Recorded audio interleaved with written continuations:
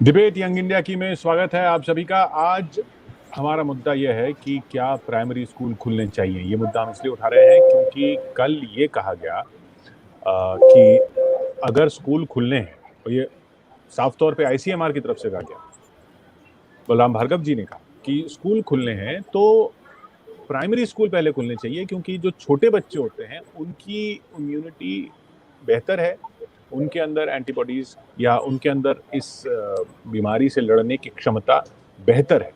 तो primary school पहले खुलने चाहिए। इससे पहले तक अभी तक ये आ रहा था कि तीसरी लहर का खतरा है और बच्चों पर ज़्यादा खतरा है, और स्कूल अगर खुल भी रहे हैं तो या खुलने की जो सरकारें सोच भी रही हैं वो 10वीं से 12वीं के स्कूल खोलने की सोच रही हैं, क्योंकि उनके बोर्ड एग्जाम्स और उनके आगे की हायर एजुकेशन का सवाल होता है।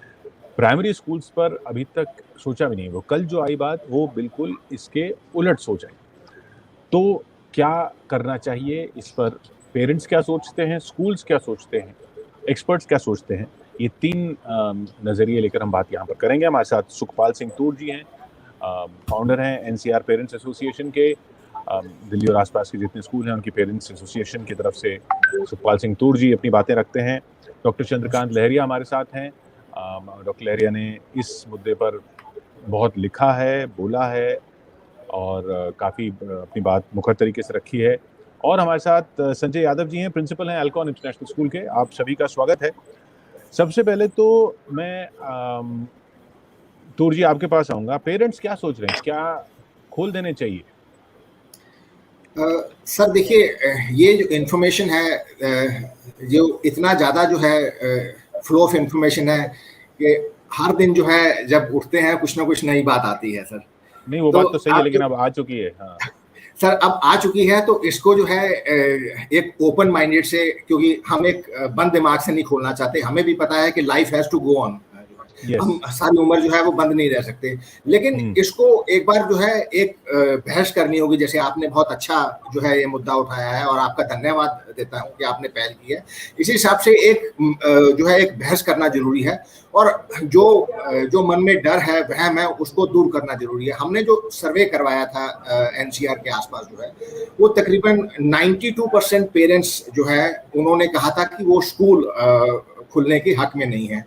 और जो आदेश भी आया था यूपी गवर्नमेंट की तरफ नहीं, से, ये बताइए कि ये जो पेरेंट्स हक में नहीं है स्कूल खोलने की, ये कब की बात है? क्योंकि जब देखिए, जब दूसरी लहर थी ना, तब तो सब इतने डरे हुए थे कि कुछ भी खोलने के हक में कोई भी नहीं था और बच्चों को एक्सपोज करने के हक में कोई नहीं था। लेकिन अब धीरे धीरे जब बाकी चीजें खुल रही हैं और दिख रहा है मार्केट्स खुल रहे हैं, तब क्या मन बदला है लोगों का? सर देखिए, अभी ये कल ही गाइडलाइंस आई हैं सर। इसका जो है अब आपस में चर्चा होगी सर, एनालिसिस होगा और किस किस चीज़ों, क्योंकि ये जो प्राइमरीली जो है, जो मेरी अंडरस्टैंडिंग है, ये स्कैंडिनेवियन कंट्रीज हैं, उनको एक बेंचमार्क उसमें एक पॉइंट उठा है कि जो डेनमार्क, नॉर्वे, स्वीडन, फिनलैंड और आइसलैंड है, वहाँ पे ये स्कूल्स नहीं खुले थे और एक पॉइंट उन्होंने वहाँ पे रखा है।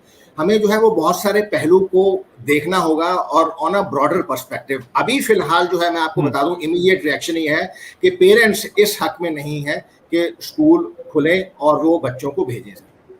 तो डॉक्टर लहरिया क्या करना चाहिए? ये तो मतलब आईसीएमआर कह रहा है कि बच्चे जो हैं वो कम उनको उनके ऊपर खतरा है। पहले ये था कि, वो बात तो सही कह रहे हैं तूर साहब भी ना, कि पहले ये था कि बच्चों पर ज्यादा खतरा बताया जा रहा था। आप कह रहे हैं उन पर सबसे कम खतरा है। तो सबसे पहले धन्यवाद। उसके बाद मैं बात करता हूं कि पेरेंट्स के मन में शंका है या ज़्यादातर लोगों के मन में शंका है, वो क्यों होती है। जब हमें पूरी जानकारी नहीं होती है तो निश्चित रूप से हमारे मन में शंका रहेगी, पहली बात। दूसरी बात, जो मई के महीने में हुआ था कि बात आई तीसरी लहर में बच्चों को खतरा होगा, तो उसके बाद अगर किसी से पूछा जाए क्या स्कूल खुलने चाहिए, तो वो निश्चित रूप से कहेगा नहीं खुलने चाहिए। तो वो सब बातें हुई, लेकिन अब एक बात साफ हो चुकी है, सारे एक्सपर्ट कह चुके हैं, डेटा के आधार पर माना जा चुका है कि बच्चों को कोई अतिरिक्त खतरा नहीं है किसी भी लहर में। एक तो हो गई पहली बात। दूसरी बात, सीरो सर्वे से भी पता चला है, जो आईसीएमआर का नेशनल सीरो सर्वे था उसमें देखा गया है कि बच्चों को भी उसी रेट पर इन्फेक्शन होता है जिस पे बड़े लोगों को होता है। लेकिन बच्चों में एक खास बात होती है कि उनके शरीर में वो रिसेप्टर नहीं होता जिससे वो वायरस गले से होकर लंग्स तक जाए और उनको गंभीर बीमारी करे। तो बच्चों को इन्फेक्शन उसी रफ्तार पर होता है, लेकिन गंभीर बीमारी का खतरा नहीं होता। ये निकल के आया है। नहीं, ये बहुत अहम बात आप कह रहे हैं कि ये पता चला है कि बच्चों के अंदर वो रिसेप्टर नहीं होता, यानी कि मतलब वायरस तो अंदर चला जाता है, गले तक चला जाता है, गले में भी, गले और नाक में वो वायरस होता है और उनको इन्फेक्शन हो जाता है, लेकिन इन्फेक्शन के बाद उनको गंभीर बीमारी नहीं होती जिससे अस्पताल में लंग्स में नहीं जाता, लंग्स में नहीं जा पाता। उसका वजह यह है कि जो लंग्स में जाने के लिए, घुसने के लिए वायरस को एक रिसेप्टर से जुड़ना होता है जिसको बोलते हैं ACE2 receptor. Doctor Balram Bhargava ने भी इसकी बात की थी। ACE2 रिसेप्टर पर वो बच्चों में अंडर डेवलप्ड होता है, तो हमारे लिए अच्छी बात है कि बच्चों को इन्फेक्शन हो सकता है लेकिन गंभीर बीमारी नहीं होती है। और इसके कई सारे आंकड़े हैं, मैं उन पर बाद में आऊंगा। अब बात करते हैं स्कूलों की। तो स्कूलों में चूंकि अब तक महामारी की एक गंभीर लहर चल रही थी, तो स्कूलों के पर निश्चित रूप से बात नहीं हो रही थी। लेकिन अगर हम जुलाई 2021 अभी की बात करें तो दुनिया के 170 देशों में स्कूल खुले हुए हैं और कई देशों ने, सिर्फ स्कैंडिनेवियन कंट्री नहीं, फ्रांस, स्वीडन, नेदरलैंड, US में फ्लोरिडा स्टेट, इवन सिंगापुर ने भी स्कूल काफ़ी समय तक, जैसे जिन देशों की मैंने बात की उनमें कभी भी स्कूल बंद नहीं किए गए। 170 देशों में स्कूल चल रहे हैं और उसके आधार पर विशेषज्ञ इस नतीजे पर पहुंचे। उन्होंने देखा है कि बच्चों को गंभीर बीमारी का खतरा बिल्कुल भी नहीं है। और बल्कि एक स्टडी आई है एडिनबरा में, डॉक्टर राज गोपाल ने स्टडी की, उन्होंने इस निष्कर्ष निकाला है कि बच्चों को जो कोविड-19 की गंभीर बीमारी का खतरा है वो जो एक सामान्य बीमारी होती है फ्लू, उसकी तुलना में आधा खतरा है। लाइक फ्लू से 2 साल से 11 साल तक के बच्चों को अधिक खतरा है, बल्कि कोविड-19 बीमारी तो बच्चों को लगभग बिल्कुल खतरा नहीं है। साथ में एक विशेषज्ञ, दुनिया भर के विशेषज्ञ इस नतीजे पर भी पहुंचे हैं कि स्कूल खोलने के लिए बच्चों का वैक्सीनेशन होना बिल्कुल जरूरी नहीं है। अब इसी बात को मैं फिर से दोहराता हूं कि अभी दुनिया में 170 देशों में स्कूल चल रहे हैं, लेकिन वैक्सीनेशन तो 11 साल से कम उम्र के बच्चों का कहीं भी नहीं हो रहा है। तो विशेषज्ञ पहले ही कह चुके हैं कि अगर स्कूल खोलना है तो सबसे पहले प्री प्राइमरी, प्राइमरी और मिडिल स्कूल तक खोलना होगा। इस विषय में मैंने एक डिटेल लेख लिखा था जो प्रतिष्ठित हिंदी अखबार में छपा था 1 सप्ताह पहले और अंग्रेजी में छपा। अंतिम बात मैं कहना चाहूँगा वो यह है कि हमें सबसे पहले समझना होगा कि जो बच्चों में बीमारी का खतरा होता है वो यू शेप का फॉलो करता है। अर्थात बहुत जो यंग बच्चे होते हैं उनको थोड़ा ज़्यादा खतरा होता है, फिर 2 साल से 11 साल तक को बिल्कुल न के बराबर खतरा होता है, और फिर 12 से 17 साल को थोड़ा अधिक खतरा होता है। लेकिन सारे जो 2 से 17 साल के जितने भी बच्चे होते हैं, जिनको मेडिकल साइंस की भाषा में 18 साल से कम उम्र को बच्चा कहा जाता है, तो उनको वयस्क आयु वर्ग की तुलना में बहुत ही कम खतरा होता है। एक तो ये बात हो गई वैज्ञानिक और स्कूल खोलने की। जहाँ तक एक और मुद्दा है, इस पर देखा गया है कि अगर स्कूल, हम फिलहाल मान के चल रहे हैं कि ऑनलाइन लर्निंग हो रही है, लेकिन इसमें एक बहुत बड़ी खामी है। हाँ, उस पे आऊंगा डॉक्टर साहब, लेकिन अभी तक जो ये मेडिकल की बात की उस पे मैं अब संजय जी आपको रुक जाना चाहूँगा कि देखिए, जैसा डॉक्टर साहब बता रहे हैं और बलराम भार्गव जी ने भी कहा कि ये अब दिख रहा है कि खतरा कम है, प्राइमरी स्कूल के बच्चों को काफ़ी कम है, और ये भी बात सामने आ रही है कि वैक्सीनेशन की भी शायद ज़रूरत नहीं है, तब भी आप मतलब बच्चों को तो वैक्सीन लग भी नहीं रही है, और ऐसा भी नहीं है कि वैक्सीन लगे तभी हम वो खोलेंगे, और क्योंकि रिसेप्टर नहीं होते जो कि गंभीर बीमारी बना दें कोरोना की बच्चों में, तो ऐसे में अब स्कूल तो सब चाहेंगे कि खुल जाएं।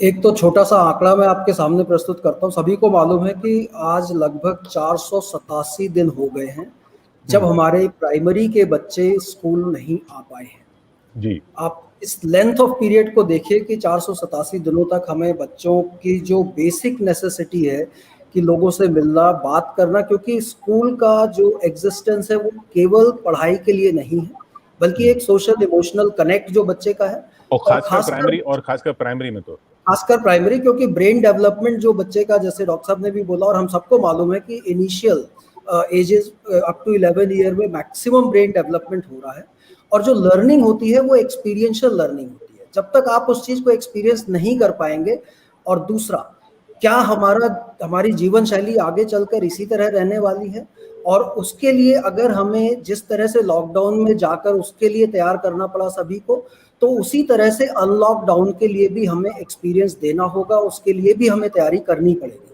और दूसरी बात जो सुरक्षा के लिए है, यस, बंद हमने लॉकडाउन या क्लोज इसलिए किया था कि संक्रमण को तेजी से फैलने से रोकना था, तो उस पर लगातार डेली स्टडीज आ रही हैं, आंकड़े आ रहे हैं, आंकड़ों को देखते हुए, और जैसे डॉक्टर साहब बोल रहे हैं कि 170 कंट्रीज, तो अगर उनके कंपेयर में मैं अपने देश को देखूं तो हमारा देश लगभग उन कई देशों को मिला करके एक देश बनता है, चाहे वो पॉपुलेशन के हिसाब से हो या एरिया के हिसाब से।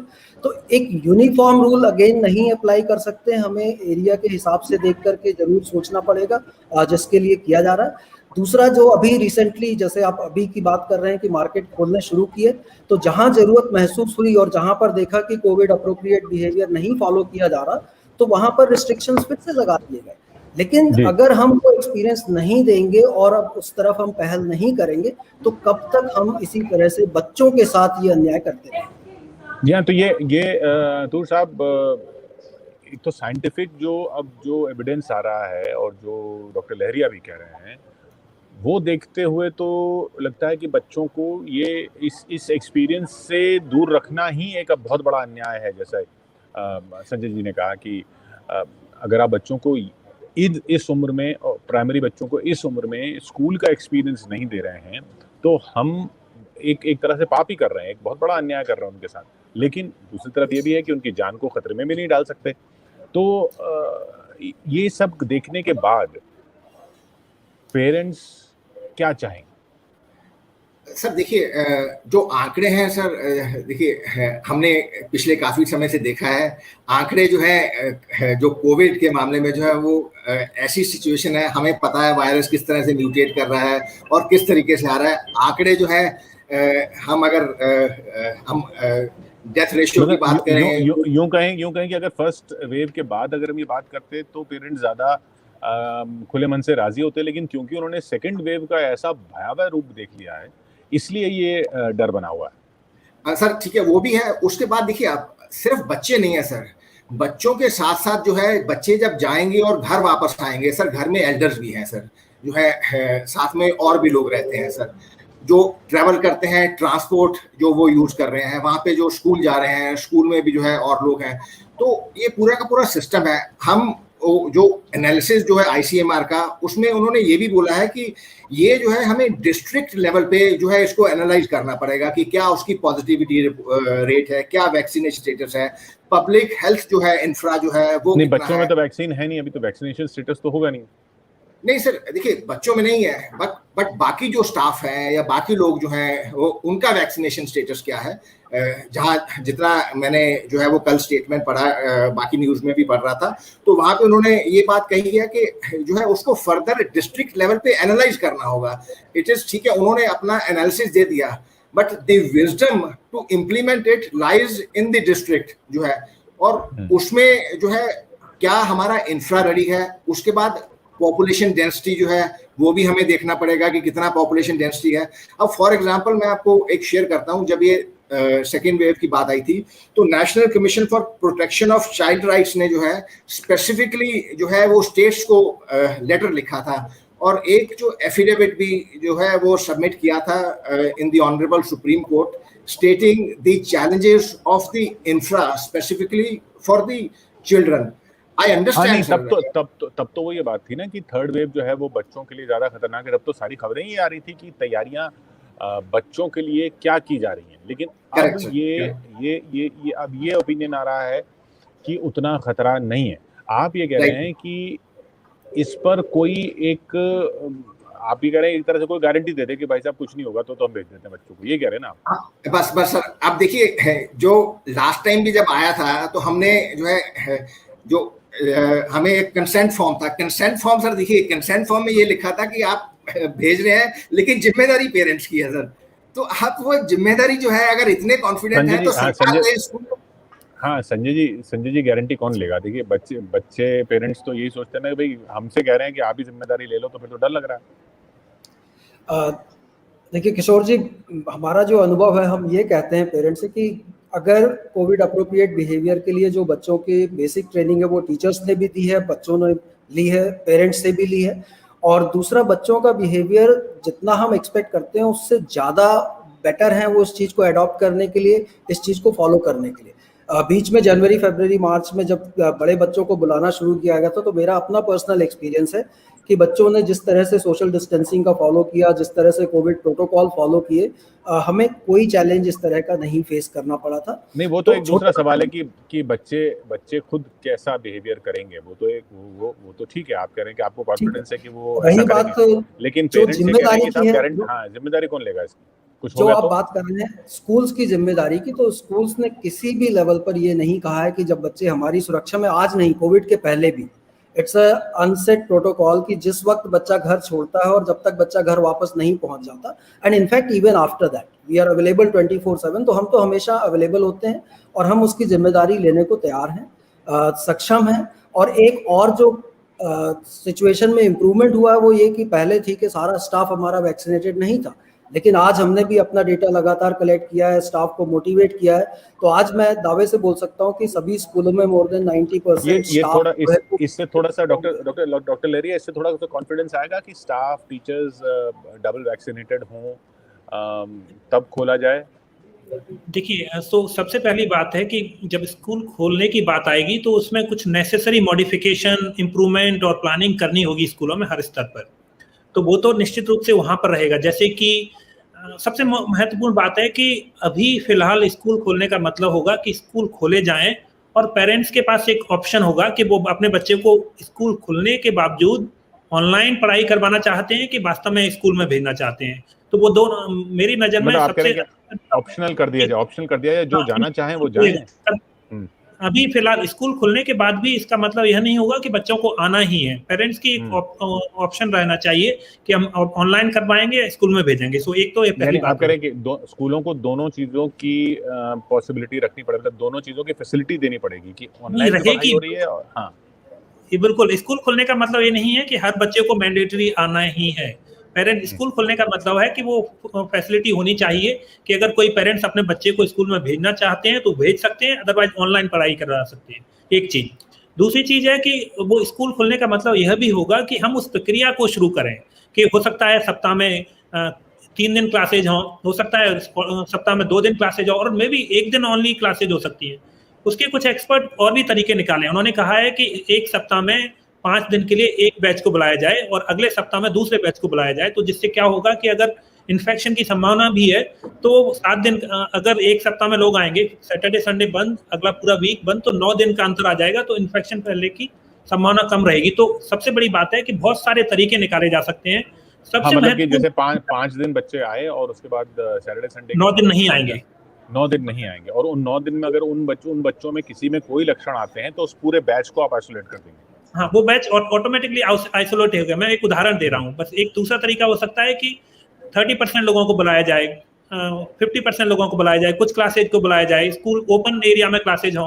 निश्चित रूप से स्कूलों में वेंटिलेशन के लिए मॉडिफिकेशन करना होगा, सिटिंग अरेंजमेंट के लिए मॉडिफिकेशन करना होगा, लेकिन स्कूल खुलने का मतलब मेरी राय में यह है कि अगले 6 से 9 महीने स्कूल खुलने का मतलब होगा कुछ बच्चे कुछ समय के लिए आएंगे, लेकिन जो फिलहाल हो रहा है कि पूरी तरह से क्लासेज बंद है, वो नहीं होना चाहिए।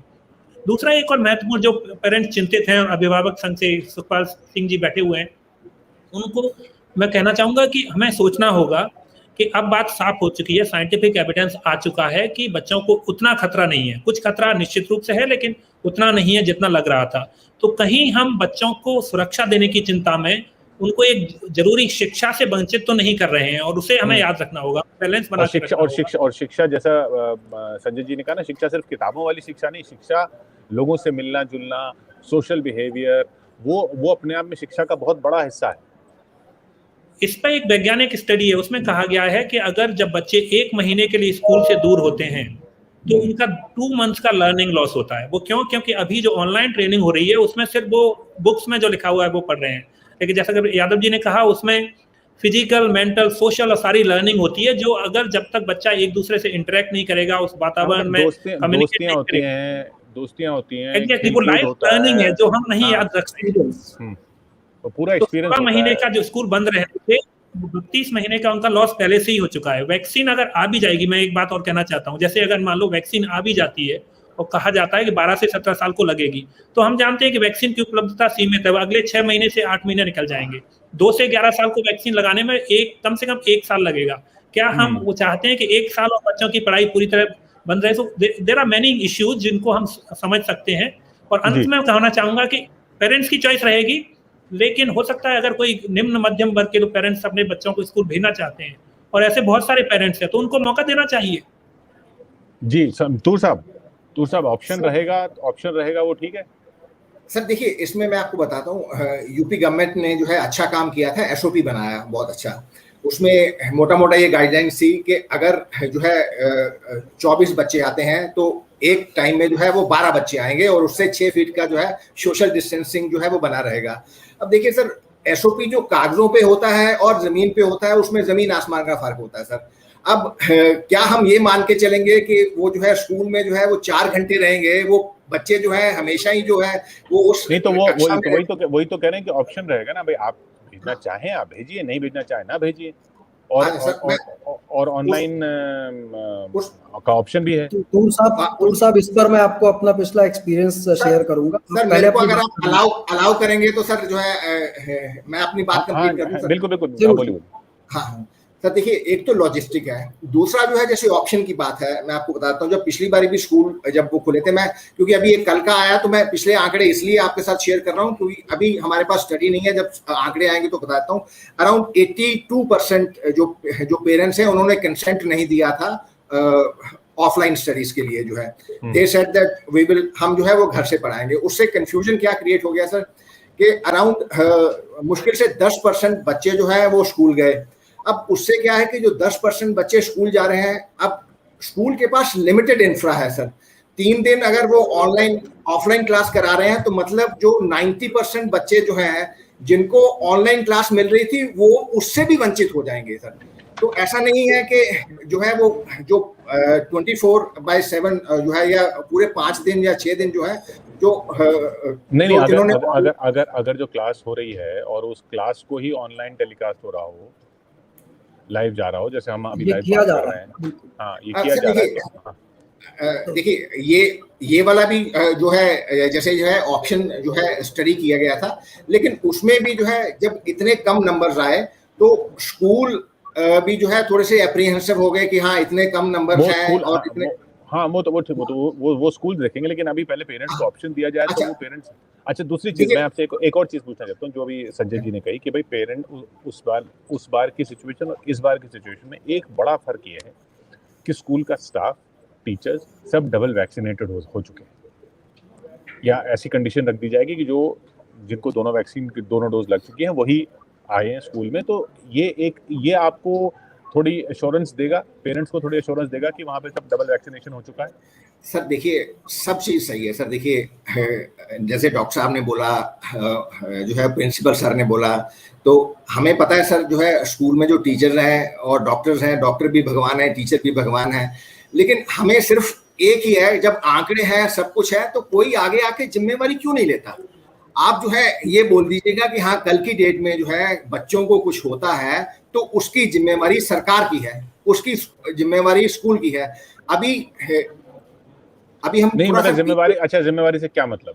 सपोज सर जिम्मेवारी का मतलब कुछ हो जाए, जिम्मेवारी का मतलब खुदा न खास्ता जो है वो कुछ हो जाए। हमें भी पता है सर कि अभी जो रिसेंटली बहुत सारे ऐसे केसेस हुए हैं, मैं नंबर नहीं वो शेयर करना चाहता, जो है वो हमें सब पता है, बहुत सारे बच्चों के साथ हुआ है, बच्चों के साथ साथ पेरेंट्स के साथ भी हुआ है। वो पेरेंट्स भी अभी स्ट्रगल कर रहे हैं, सॉरी बच्चे भी अभी जो है वो स्ट्रगल कर रहे हैं वो एजुकेशन के लिए। तो कल की डेट में सपोज ये आंकड़े गलत हो जाते हैं या कुछ उसमें कुछ और निकल आता है तो या कुछ और म्यूटेशन हो जाता है, हाँ कुछ और म्यूटेशन हो जाता है। अब जैसे पहले जो है आरटीपीसीआर रिपोर्ट है उसको हम गोल्ड स्टैंडर्ड मान रहे थे, अब सेकेंड वेव में जो है जब आया कि नहीं वो आरटीपीसीआर जो है वो उसमें एचआरसीटी स्कैन करना जरूरी है क्योंकि उसमें लंग्स में जो है वो इम्पैक्ट कर रहा है, वो वायरस जो है वो म्यूटेट हो गया। अब उसके अलावा क्या गारंटी है कि they are not acting as a carrier. ठीक है, बच्चे गए वहां पे, स्कूल गए, स्कूल से जाके, लेकिन एक बात सुनिए, ये हम ये तो बोल रहे हैं कि टीचर्स और स्टाफ जो है वो डबल वैक्सीनेटेड होना चाहिए, पेरेंट्स को भी तो जिम्मेदारी लेनी होगी कि वो भी डबल वैक्सीनेटेड हो जाएं, तभी बच्चों को स्कूल भेजें। मैं सर देखिए, अगर क्या स्कूल भी ये कंडीशन लगा सकते हैं ना कि हम उन्हीं बच्चों को स्कूल में आने देंगे जिनके घर में सब लोगों को वैक्सीन लग चुकी है। नहीं बिल्कुल सर, देखिए मैं वही कह रहा हूँ सर, सिंपल सी बात है कि जब स्कूल के पास सारी इंफ्रा है, गवर्नमेंट कह रही है कि उनके पास सारी मेडिकल इंफ्रा है, सब कुछ है, when everything is in order then if we are sending the children, somebody should come forward and take a stand that yes, we take accountability. अभी तक जो वो तो देखिए संजय जी कह रहे हैं कि स्कूल के अंदर तो जब बच्चा आता है तो वो रिस्पॉन्सिबिलिटी तो स्कूल की होती है, लेकिन उस तरह की कोई चीज हो जाएगी ये तो सरकार को भी नहीं पता, क्या दुनिया की किसी सरकार को नहीं पता था ना जो हुआ सेकंड वेव में, या जो अभी भी डेल्टा वेरिएंट जो चल रहा है, जो अभी हमारे यहाँ से केसेस कम हुए हैं, लेकिन अब जैसे इंडोनेशिया में डेल्टा वेरिएंट बहुत कहर बरपा रहा है, कई जगह अभी भी खतरा बना हुआ है, हमारे यहाँ भी आगे आने के खतरे की बात कर ही रहे हैं, तो वो वाली गारंटी कैसे कोई लिख के दे देगा कि साहब वो हो जाएगा, तो या तो फिर हम किशोर जी मैं आ सकता हूं? बोलिए संजय जी।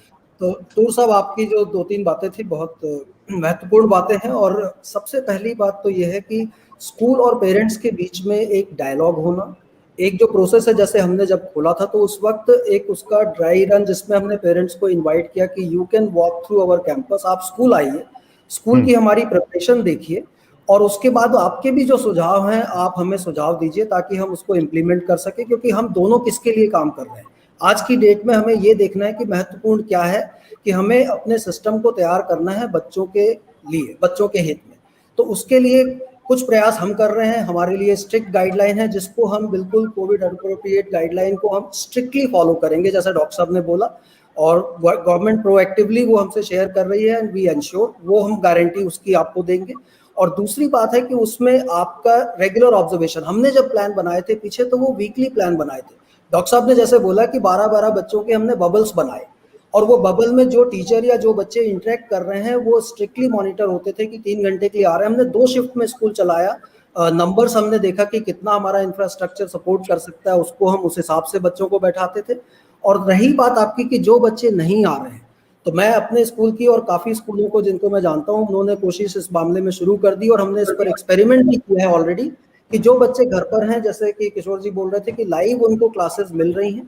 एक और मुद्दा हमारे सामने आया था कि पेरेंट्स बोले आज हम दोनों पेरेंट्स वापस काम पर चले गए हैं, पीछे ऑनलाइन क्लासेस हो रही हैं, बच्चे क्लास अटेंड कर रहे हैं या उसमें क्या पढ़ाया जा रहा है उसकी एक्सेसिबिलिटी हमें चाहिए, तो वो भी हमने उनको प्रोवाइड किया कि स्कूल आवर्स के बाद अगर आप चाहें तो हमारे पोर्टल पर आप उन चीज़ों को देख सकते हैं और आपको लगातार इसकी जानकारी मिलती रहेगी। ये तो एक आंकड़ा में अभी जो हम शो कर रहे हैं और उस पे जो हमारे साथ जो हजारों व्यूअर्स जुड़ रहे हैं उनके उस पोल के जो आंकड़े मैं आपको बता दूं, लगभग 72% पेरेंट्स अब कह रहे हैं कि हाँ स्कूल खुलने चाहिए अभी के जो, और ये बहुत छोटा सा सैंपल है जो लोग इस पोल के साथ जुड़ रहे हैं उनकी बात बता रहा हूँ, लेकिन ये धीरे धीरे लोगों के मन में शायद विश्वास आ रहा है। अब मेरे पास जो कमेंट्स भी आ रहे हैं वो भी मैं आपको पढ़ के सुना दूँ जो व्यूअर्स बोल रहे हैं।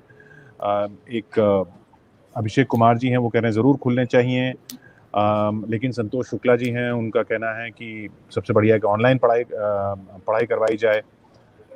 अमित शाह जी कह रहे हैं ज़रूर खुलने चाहिए। रामेश्वर प्रसाद जी कह रहे हैं कि भाई इलेक्शन हो सकता है तो स्कूल क्यों नहीं, स्टूडेंट्स की लाइफ से के साथ ये नहीं होना चाहिए। तरुण कुमार शर्मा जी कह रहे हैं कि स्कूल, प्राइमरी स्कूल जो हैं ये बंद नहीं करने चाहिए, इनको जल्दी से जल्दी ओपन करा दीजिए। ज़्यादातर लोग मैं जो पढ़ रहा हूँ वो ये कह रहे हैं कि खोलने चाहिए। कुछ लोग ज़रूर हैं, जैसे कि नेहा सुमन जी हैं, वो कह रही हैं कि अभी बिल्कुल स्कूल्स बिल्कुल नहीं खुलने चाहिए, सुना है थर्ड वेव में बच्चों से ज़्यादा खतरा है। तो पर फिर भी उस तरह का व्यू नहीं है अभी टूर साहब की जैसा कुछ वक्त पहले था पेरेंट्स का। सर देखिए बहुत जल्दी होगा सर कि अभी जो है वो सैंपल साइज या जो है अभी नहीं इसको मैं कोई डेफिनेटिव वो तो बोल ही नहीं रहा, मैं सिर्फ एक व्यू बता रहा हूँ कि जो आ रहा है। हाँ देखिए सर, उसमें जो है वो बहुत जो है वो जल्दी होगा, और जो है वो ओपिनियंस जो है वो बहुत जल्दी बदलते हैं। लेकिन आप कह रहे हैं कि गारंटी हो जाए तो हम भेज देंगे सर। देखिए जब, हाँ सर माफी चाहता हूँ बीच में वो बोलने के लिए। सर देखिए जब सर्टेनिटी और अनसर्टेनिटी की बात हो सर, मतलब मैं जितने भी लोग बैठे दिल पे हाथ रख के सर कहिएगा, जो है जब सिचुएशन अनसर्टन हो सर जो है तो आपका मन जो है वो कितना करेगा, आप मेंटल हेल्थ देखेंगे या मेरे ख्याल से बच्चे की जान देखेंगे पहले। हाँ मेरे ख्याल से कहना चाहूंगा, हमारे पास किसी के भी पास दुनिया में अभी सारे सवालों का जवाब नहीं है, लेकिन हम कुछ बातें जानते हैं। पहली बात हम जानते हैं कि जो महामारी है अभी कुछ और महीने रहेगी।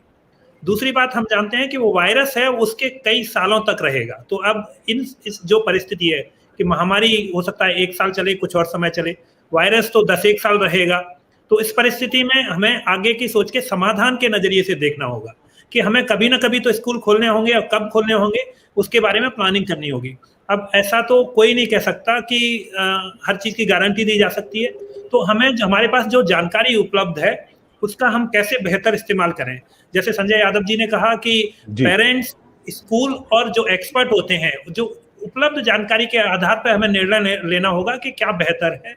अगर उसमें ऐसा लगता है कि कुछ गलत है या सही नहीं है, तो ऐसा नहीं है कि एक बार स्कूल खुल गए तो उनको बंद नहीं किया जा सकता, लेकिन शुरुआत करनी होगी उस दिशा में सोचने की। जी हाँ, और वो उसकी शुरुआत एक तरह से ये इस तरह के डायलॉग करने से ही शुरुआत होगी, जैसा संजय यादव जी ने कहा कि पेरेंट्स और स्कूल्स एडमिनिस्ट्रेशन, टीचर्स के बीच में डायलॉग शुरू हो और डायलॉग इस दिशा में हो कि स्कूल कैसे खोले जाएं। ये नहीं कि स्कूल खोले जाएं ना खोले जाएं, मेरे ख्याल से सवाल ये आना चाहिए कि स्कूल कैसे खोले जाएं। हाँ, उसमें जो कैसे खोले जाएं में जो पेरेंट्स की शंकाएं हैं उनको जितना दूर किया जा सकता है वो दूर करने की कोशिश की जाए, जो स्कूल्स कर सकते हैं वो किए जाएं, और सरकार की तरफ से भी कुछ ना कुछ एक तरह से एश्योरेंस के तौर पर कुछ डेटा और वो सब चीज़ें आधिकारिक तौर पर दी जाएं। जैसे कल बलराम भार्गव जी ने कहा कि प्राइमरी स्कूल खुलने चाहिए, उस तरह की बातें अगर आएंगी तो मेरे ख्याल से हम उस समाधान वाले दिशा में बढ़ेंगे। वक्त यहाँ पर खत्म होता हुआ, बहुत बहुत शुक्रिया आपका सुखपाल जी हमारे साथ जुड़ने के लिए, संजय यादव जी और डॉक्टर लहरिया, बहुत बहुत शुक्रिया। Thank you.